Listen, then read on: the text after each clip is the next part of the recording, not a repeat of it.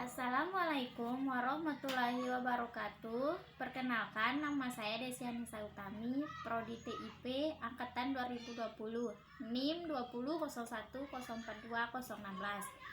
Baik, di sini saya akan menjelaskan materi tentang manajemen produksi agribisnis, ruang lingkup produksi agribisnis. Yang pertama, tujuan ini dibagi menjadi 7 bagian. Yang pertama, memahami konsep manajemen produksi agribisnis. Kedua, memahami ruang lingkup manajemen produksi usaha produksi pertanian. Ketiga, memahami proses perencanaan produksi pertanian. Keempat, memahami ruang lingkup manajemen usaha pengolahan hasil pertanian. Kelima, memahami proses pengolahan hasil pertanian. Yang keenam, produksi agribisnis dapat diartikan sebagai seperangkat prosedur dan kegiatan yang terjadi dalam penciptaan produksi agribisnis atau produk usaha pertanian, perikanan, peternakan, kebutuhan, kehutanan, dan hasil olahan produk-produk tersebut. Yang terakhir, manajemen agribisnis dapat diartikan sebagai seperangkat keputusan untuk mendukung proses produksi agribisnis, mulai dari keputusan, perencanaan, perorganisasian, pelaksanaan, pengawasan, pengendalian, hingga evaluasi proses produksi. Yang kedua, manajemen produksi pertanian. Manajemen produksi pertanian ini usaha produksi pertanian. Produksi primer sangat variatif dan sangat tergantung kepada jenis komoditas yang diusahakan.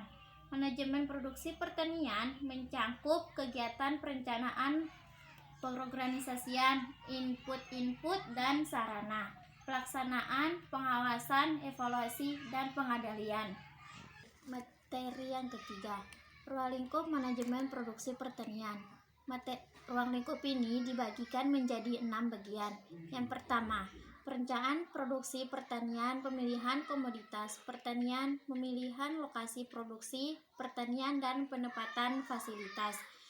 Skala usaha pertanian, perencanaan proses produksi pertanian. Kedua, pengorganisasian input dan sarana produksi pertanian. Yang ketiga, kegiatan produksi pertanian. Yang keempat, pengawasan produksi pertanian. Yang kelima, evaluasi produksi pertanian. Dan yang terakhir, pengendalian proses produksi pertanian.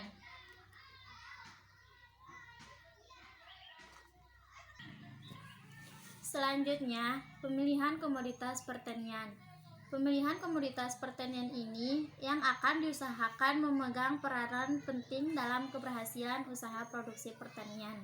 Komoditas yang bernilai ekonomis tinggi akan menjadi prioritas utama, tetapi perlu dipertimbangkan hal-hal yang berhubungan dengan pemasarannya.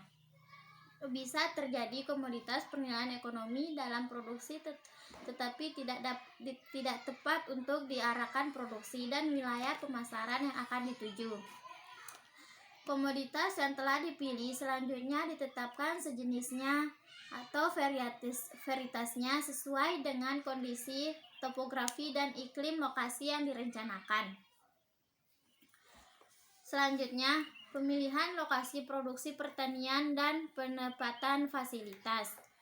Untuk usaha agribisnis berskala kecil, mungkin pemilihan lokasi produksi tidak menjadi suatu prioritas, karena umumnya produksi dilakukan di daerah domisili para petani.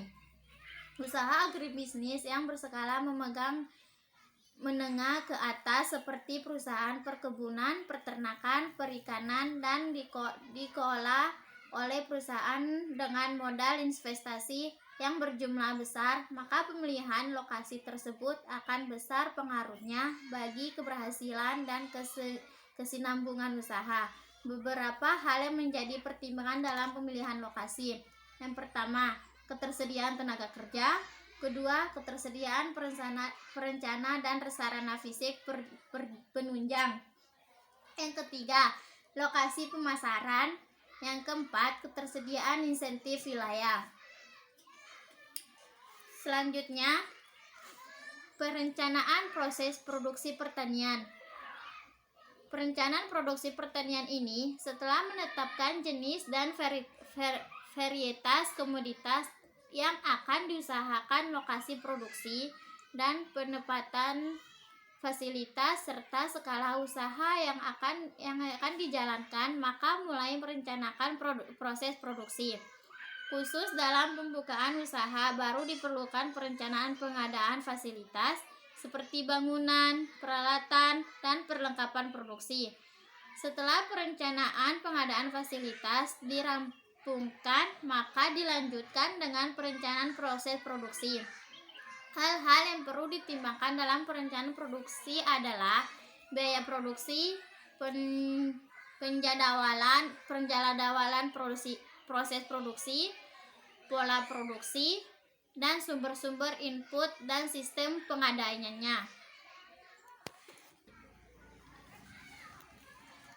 Baik, sekian dari saya. Apabila ada kesalahan kata, mohon dimaafkan. Wabillahi taufiq wal hidayah. Wassalamualaikum warahmatullahi wabarakatuh.